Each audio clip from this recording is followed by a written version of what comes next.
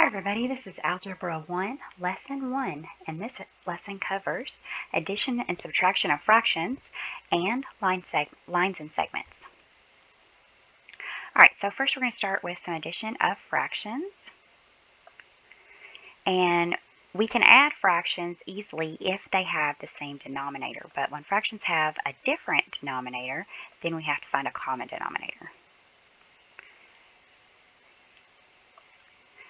So, like if we had, let's say, 1/3 plus 1/3, we can add those easily, and that's going to be 2/3, right? But this first problem we have here has thirds and fifths. So what we have to do is find a common denominator. And what I like to do is stack them.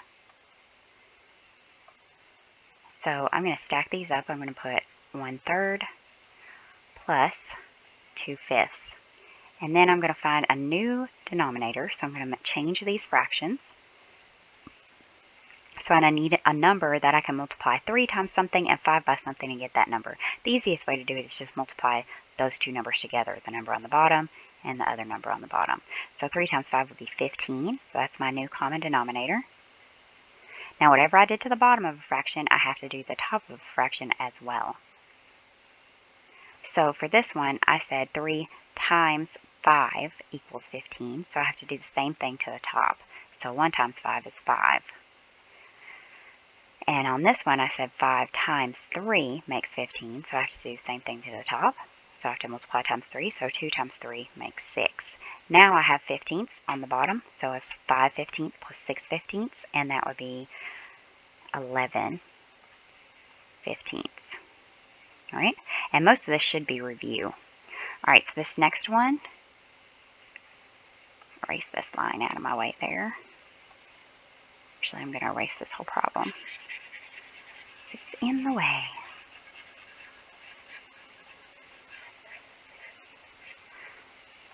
Okay, this one I have 2/3 minus 1/8. 2/3 minus 1/8. Okay, so I need a common denominator between 3 and 8, and I'm just going to multiply those together. 3 times 8 is 24. That'll be my new bottom for both of these. For the top, I said 3 times 8. So for the top of that, I have to do 2 times 8, so that makes 16. All right, and this one I multiply by 3, so 1 times 3 is 3. And then I just add my 16 and my 3, which would be 19 over 24. Okay, this one has mixed numbers, so we have a whole number and a fraction part.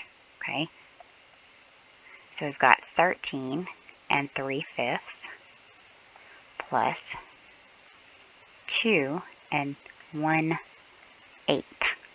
So I need fifths and eighths. 8 times 5 would be 40. But I can go, no, I can't go any lower than that. That's the lowest I can go. So 40. And I said 5 times 8 to make 40, so I have to do 3 times 8, which is 24. And down here I said 8 times 5, so I have to do 1 times 5, which is 5. Then I can add those together, and I'll get 29 over 40. And then don't forget about your whole numbers. I have 13 and 2, and that would be 15. All right, this next one is 13 and 3/5 minus 2 and 1/8. So I already know that fifths and eighths, I'm going to use 40. I'm just going to go ahead and bring my 13 and my 2 over and put 40 on the bottom. 5 times 8 made 40, so 3 times 8 is 24. And 8 times 5 is 40, so 1 times 5 is 5. And now I'm subtracting, so 24 minus 5 will be 19 over 40. And 13 minus 2 would be 11. All right, one more. 13 and 3/5 minus 2 and 7/8. We're going to use 40 as our new denominator. I'm going to bring over my 13 and my 2. And 40 is going to be my new bottom. So for this one, I had to say 5 times 8 makes 40, so 3 times 5 is 15. And then, no, 3 times 8. Whoopsie.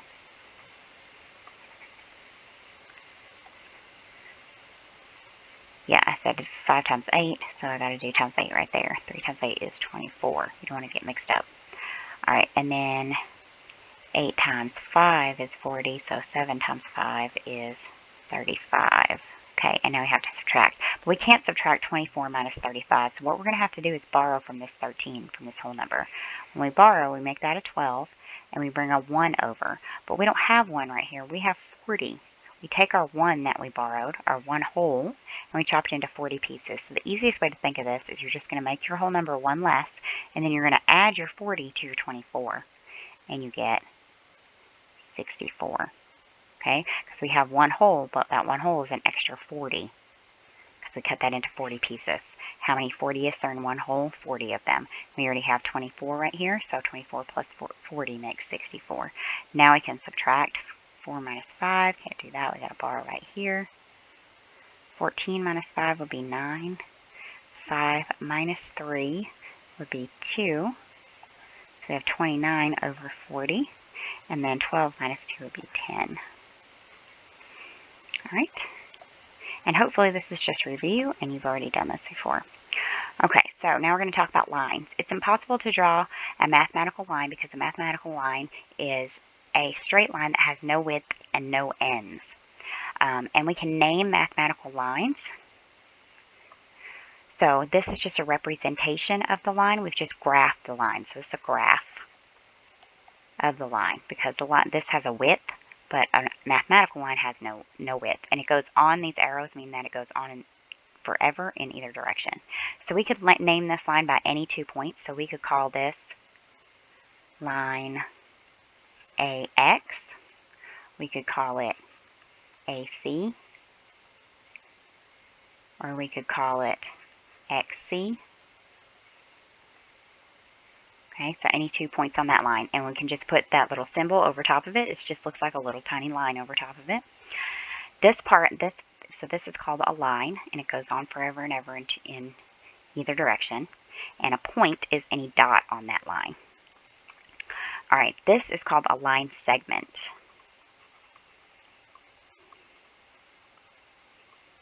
And it's just a part of a line, okay?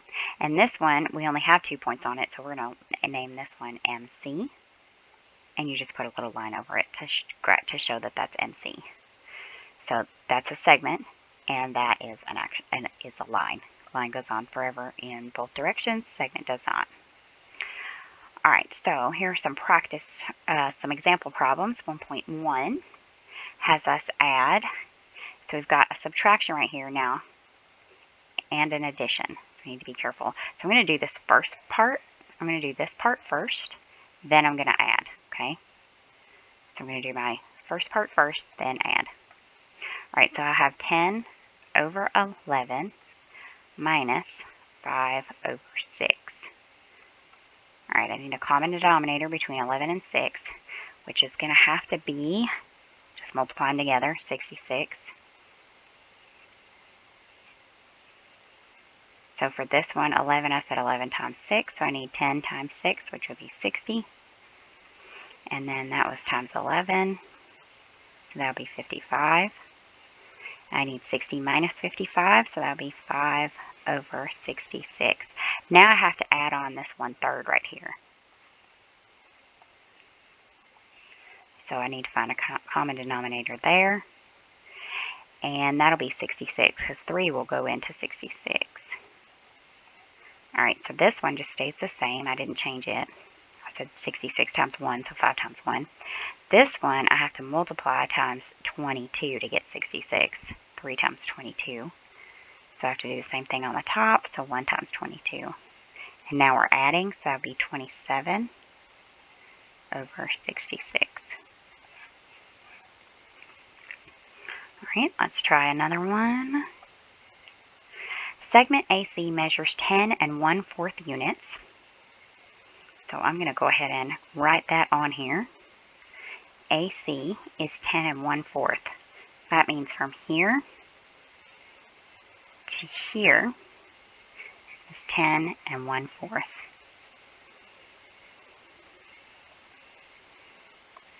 segment AB is 4 3/7. So AB would be from here to here is 4 3/7.